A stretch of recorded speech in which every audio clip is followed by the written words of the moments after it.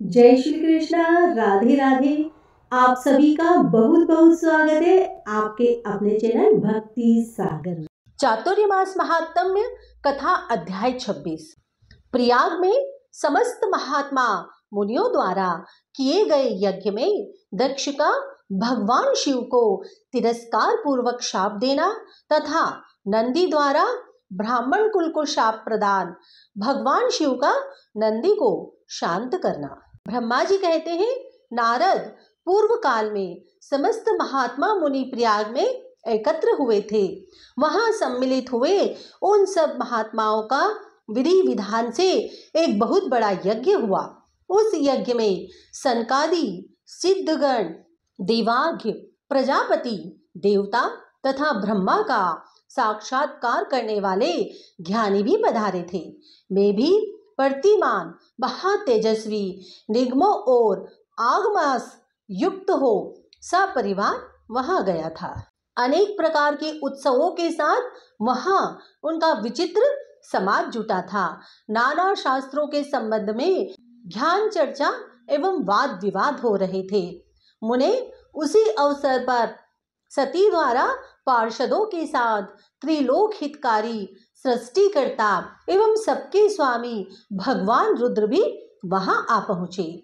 भगवान शिव को आया देख संपूर्ण देवताओं, सिद्धों तथा मुनियों ने और मैंने भी भक्ति भाव से उन्हें प्रणाम किया और उनकी स्तुति की। फिर शिव की आज्ञा पाकर सब लोग प्रसन्नता पूर्वक यथा स्थान बैठ गए।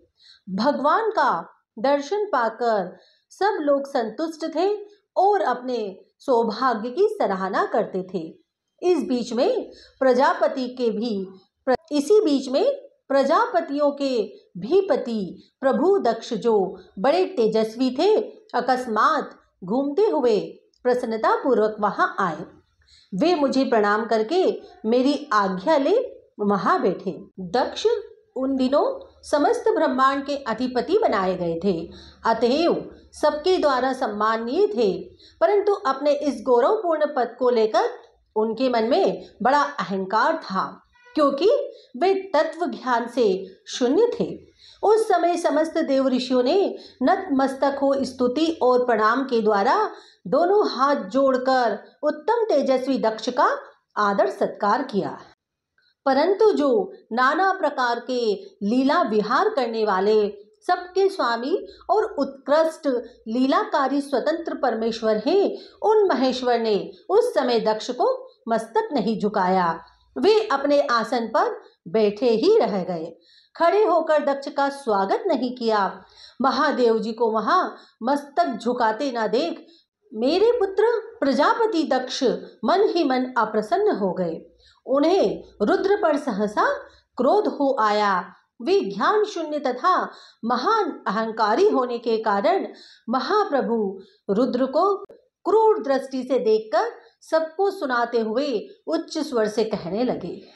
दक्ष ने कहा, सब देवता, असुर, श्रेष्ठ ब्राह्मण तथा ऋषि मुझे विशेष रूप से मस्तक झुकाते हैं, परंतु वह जो प्रेतों और पिशाचों से घिरा हुआ महामनस्वी बनकर बैठा है, वह दुष्ट मनुष्य के समान क्यों मुझे प्रणाम नहीं करता?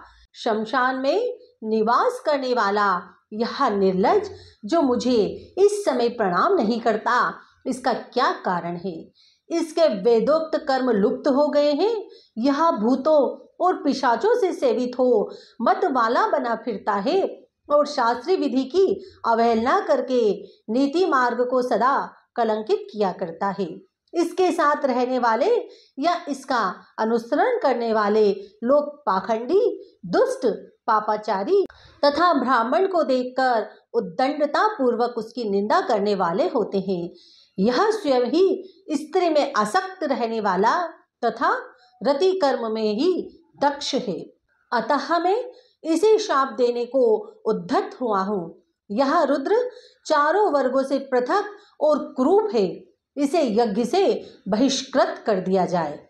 यह शमशान में निवास करने वाला तथा उत्तम कल और जन्म से हीन है, इसलिए देवताओं के साथ यह यज्ञ में भाग ना पाए। ब्रह्मा जी कहते हैं, नारद दक्ष की कही हुई यह बात सुनकर भृगु आदि बहुत से महर्षि रुद्रदेव को दुष्ट मानकर देवताओं के साथ उनकी निंदा करने लगे। दक्ष की बात सुनकर नंदी को बड़ा रोष हुआ।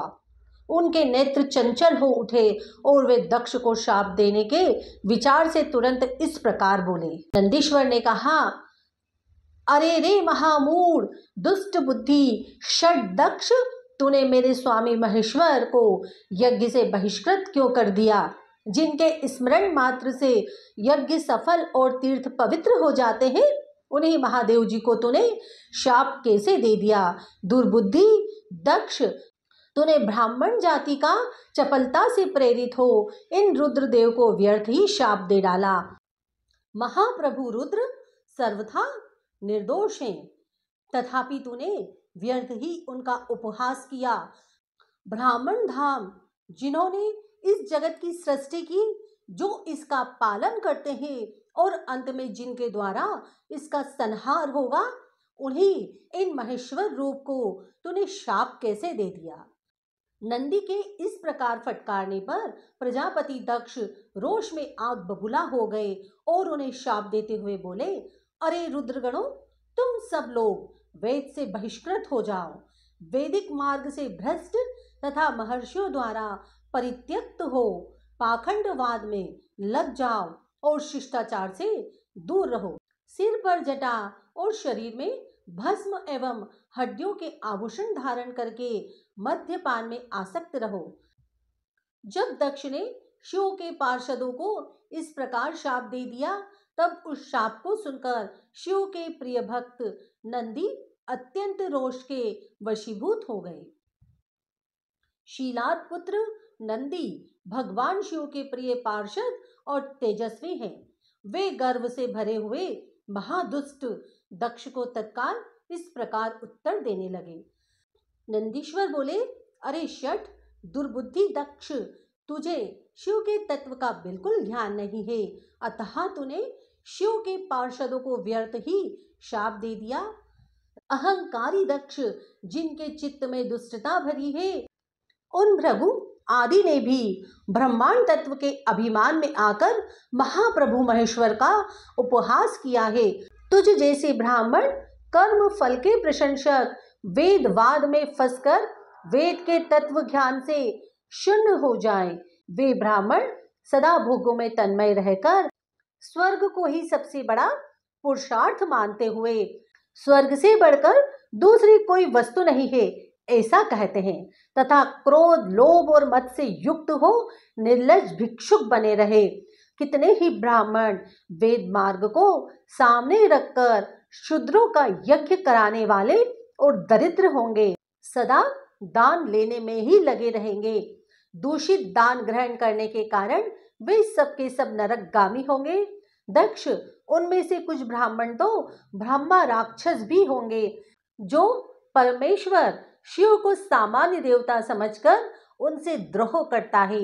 वह दुष्ट बुद्धि वाला प्रजापति दक्ष तत्व ज्ञान से विमुख हो जाए, यह विषय सुख की इच्छा से कामना रूपी कपट से युक्त धर्म वाले गृहस्थाश्रम से आसक्त रहकर कर्म कांड का तथा कर्म फल की प्रशंसा करने वाले सनातन वेदवाद का ही विस्तार करता रहे। इसका आनंदमयी मुख नष्ट हो जाए, यह आत्मज्ञान को भूलकर पशु के समान हो जाए तथा यह दक्ष कर्म भ्रष्ट हो शीघ्र ही बकरे के मुख से युक्त हो जाए। इस प्रकार कुपित हुए नंदी ने जब ब्राह्मणों को और दक्ष ने महादेव जी को शाप दिया, तब वहां महान हाहाकार मच गया। नारद, मैं वेदों का प्रतिपादक होने के कारण शिव तत्व को जानता हूँ, इसलिए दक्ष का वह शाप सुनकर मैंने बारंबार उसकी तथा भृगु आदि ब्राह्मणों की भी निंदा की। सदाशिव महादेव जी भी नंदी की यह बात सुनकर हंसते हुए मधुर वाणी में बोले। वे नंदी को समझाने लगे। सदाशिव ने कहा, नंदिन, मेरी बात सुनो, तुम तो परम ज्ञानी हो, तुम्हें क्रोध नहीं करना चाहिए। तुमने भ्रम से यह समझकर कि मुझे शाप दिया गया है, व्यर्थ ही ब्राह्मण कुल को शाप दे डाला। वास्तव में मुझे किसी का शाप छू भी नहीं सकता। अतः तुम्हें उत्तेजित नहीं होना चाहिए। वेद मंत्राक्षरमय और सूक्तमय है। उसके प्रत्येक सूक्त में देहधारियों के आत्मा परमात्मा प्रतिष्ठित हैं। अतः उन मंत्रों के ज्ञाता नित्य आत्मवेत्ता है। इसलिए तुम रोषवश उन्हें शाप ना दो। किसी की बुद्धि कितनी ही दूषित क्यों ना हो, वह कभी वेदों को शाप नहीं दे सकता। इस समय मुझे शाप नहीं मिला, इस बात को तुम्हें ठीक ठाक समझना चाहिए। महामते, तुम सनकादि सिद्धों को भी तत्व ज्ञान का उपदेश देने वाले हो, अतः शांत हो जाओ। मैं ही यज्ञ हूँ, मैं ही यज्ञ कर्म है। यज्ञों के अंगभूत समस्त उपकरण भी मैं ही हूँ। यज्ञ की आत्मा में हूँ, यज्ञ परायण यजमान भी मैं हूँ और यज्ञ से बहिष्कृत भी मैं ही हूँ। यह कौन, तुम कौन और ये कौन, वास्तव में सब मैं ही हूँ। तुम अपनी बुद्धि से इस बात का विचार करो। तुमने ब्राह्मणों को व्यर्थ ही शाप दिया है। महामते नंदिन, तुम तत्व ज्ञान के द्वारा प्रपंच रचना का बाध करके आत्मनिष्ठ ज्ञानी एवं क्रोध आदि से शून्य हो जाओ। ब्रह्मा जी कहते हैं, नारद, भगवान शंभु के इस प्रकार समझाने पर नंदिकेश्वर विवेक परायण हो क्रोध रहित एवं शांत हो गए। भगवान शिव भी अपने प्राण प्रिय पार्षद नंदी को शीघ्र ही तत्व का बोध कराकर प्रमद गणों के साथ वहां से प्रसन्नता पूर्वक अपने स्थान को चल दिए। इधर रोष वेश से युक्त दक्ष भी ब्राह्मणों से घिरे हुए अपने स्थान को लौट गए, परंतु उनका चित्त शिवद्रोह में ही तत्पर था। उस समय रुद्र को शाप दिए जाने की घटना का स्मरण करके दक्ष सदा महान रोष से भरे रहते थे। उनकी बुद्धि पर मूढ़ता छा गई थी। वे शिव के प्रति श्रद्धा को त्याग कर शिव पूजकों की निंदा करने लगे। तात नारद, इस प्रकार परमात्मा शंभु के साथ दुर्व्यवहार करके दक्ष ने अपनी जिस दुष्ट बुद्धि का परिचय दिया था, वह मैंने तुम्हें बता दी। अब तुम उनकी पराकाष्ठाओं पहुंची हुई दुर्बुद्धि का वृतांत सुनो। मैं बता रहा हूँ। ओम नमः शिवाय। हर हर महादेव।